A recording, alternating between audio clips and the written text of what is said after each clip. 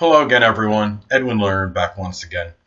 In this YouTube astrological segment, I'm going to be dissertating and talking about having a Sagittarius Sun and a Taurus Ascendant in a natal chart. Now, these signs are not compatible as far as by sign. They're inconjunct by sign. You have Sagittarius Sun, very exuberant, optimistic. It's a masculine sign, so extroverted and gregarious as well. Can be rather blunt and outspoken, can have a fiery temperament. You have Taurus. Rising Taurus is, of course, a feminine sign. It's more introverted. It's more to his or herself, more private, and is not generally as outgoing as Sagittarius. However, on the positive side, these signs can kind of not neutralize, but they can help modify each other's influences. Maybe to some degree for positive. I mean, the Taurus Ascendant can add more pragmatism and practicality to Sagittarius, and Sagittarius can add a little more effervescence and ebullience to the more placid and sometimes serious Taurus Ascendant. And when I look at this could be a person that could have a really nice, easy kind of temperament, I guess you could say. Despite Taurus rising being a fixed sign and somewhat resolute and known to be intractable and stubborn when they make up their mind, their disposition can be a rather easygoing unless actually provoked. And then you have Sagittarius Sun, which is very breezy and could be easygoing, very flippant and good humor. And Taurus rising could have a good sense of humor as well. So really, what I want to get at now is that the sun in our natal charts, okay, that represents our basic wants. Now, the rising sign or ascendant can represent the manner or method in which one attains these basic wants. Now, you look at a Sagittarius Sun, and the basic wants can be connected perhaps with philosophy, maybe religion, higher education, perhaps college, furthering education somehow, being that perpetual learner or scholar. It could be connected with truth seeking, and sometimes sports can be basic ones for many Sagittarians as well.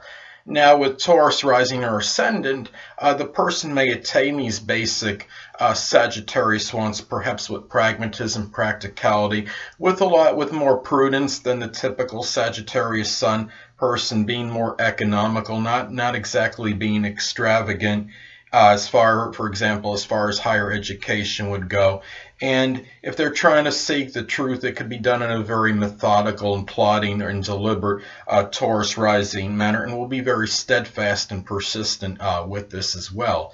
Now, it could also at least one of these Sagittarius basic wants may be met maybe through a Taurus ascendant like type profession, such as stockbroker, pawnbroker, anything that has to do with the value of money, maybe like a appraiser or somebody that works in a place that deals with value of things and having to know about the condition, what it's worth based on a condition. Even something like comic books or baseball cards could be something. And that would actually, the baseball cards would incorporate maybe a Sagittarian interest, and then you have the Taurus Ascendant value for money coming into place. And it could also even be kind of a regular mundane kind of job or as a general worker or as a stock clerk. I've seen I've known a number of Taurus rising people that worked well in as far as doing being a stock clerk. And I think because it's something about the routine, and it can involve certain vigorous activity, and I think that's something that's connected with Taurus people, and maybe especially Taurus Ascendant.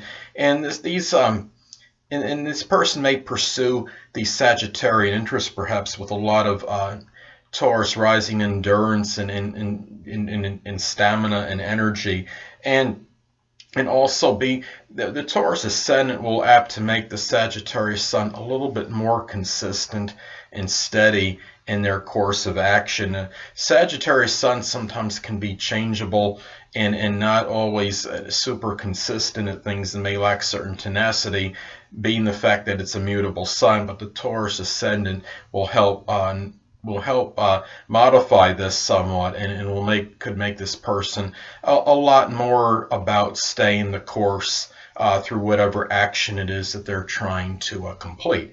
Now, it's important to look at the aspect, if any, is made between the Sagittarius Sun and the Taurus Ascendant, as this could indicate how these energies may work together, and if they work together well or maybe not as well. And if you don't have an aspect, I think the energy might be a little bit isolated and might have trouble actually having any blending with them. So anyway, let's say, for example, that the Taurus Ascendant and Sagittarius Sun makes an inconjunct aspect. Let's say somebody has a Sagittarius Sun at 11 degrees and a Taurus Ascendant at 14 degrees. That would form an inconjunct aspect. Okay, as you know, these signs are already inconjunct by sign, which could be incompatible. But when you have an inconjunct aspect, this could further emphasize this. And even if the person is not cognizant of his or her astrological placements,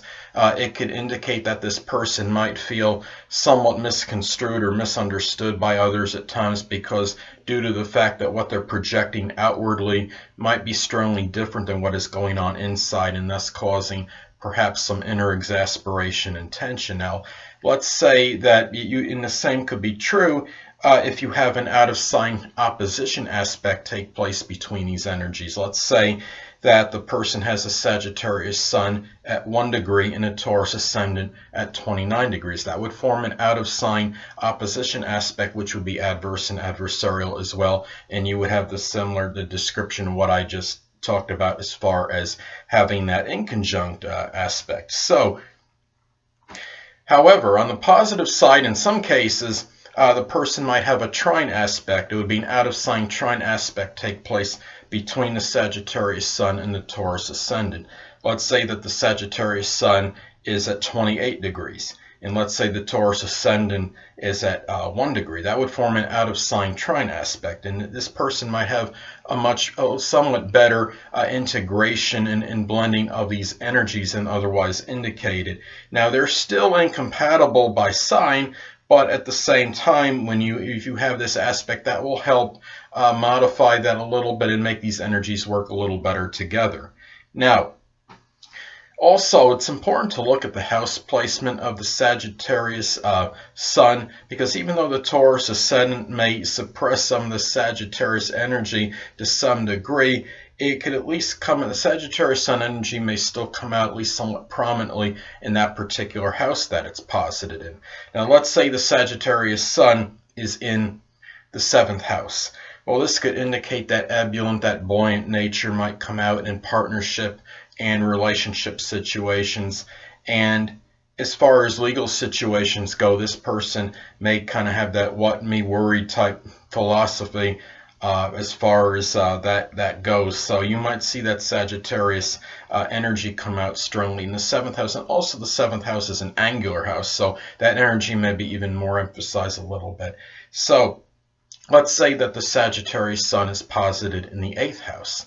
Well, this could indicate that this person you might see this philosophical energy perhaps come out in matters maybe connected with death, and be very philosophical about that, and also have a lot of exuberance and Sagittarius enthusiasm, maybe in connection, whether it may be sex, maybe others' resources, and maybe making some kind of great transformation in their life, and that's where you may see that come out.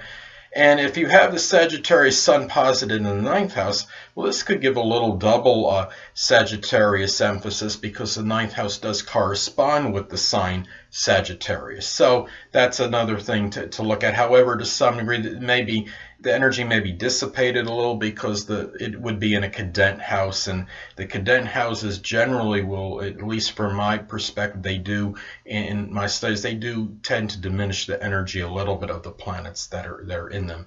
Anyway, people, that'll conclude this YouTube astrological segment for having a Sagittarius Sun and a Taurus Ascendant in a natal chart. And stay tuned next time where I'll be dissertating and talking about having a Sagittarius Sun and a Gemini Ascendant in a natal chart. Two things I want to get with you on before I head out. Firstly, the stars may impel but do not compel. And secondly, never isolate any single astrological element, aspect, planetary placement, position, configuration, influence, or what have you, and make an analysis of a person, astrologically speaking, based on this alone. Because astrologically speaking, the person is the sum of all their components in their natal chart and not just one. Until next time, people, stay well.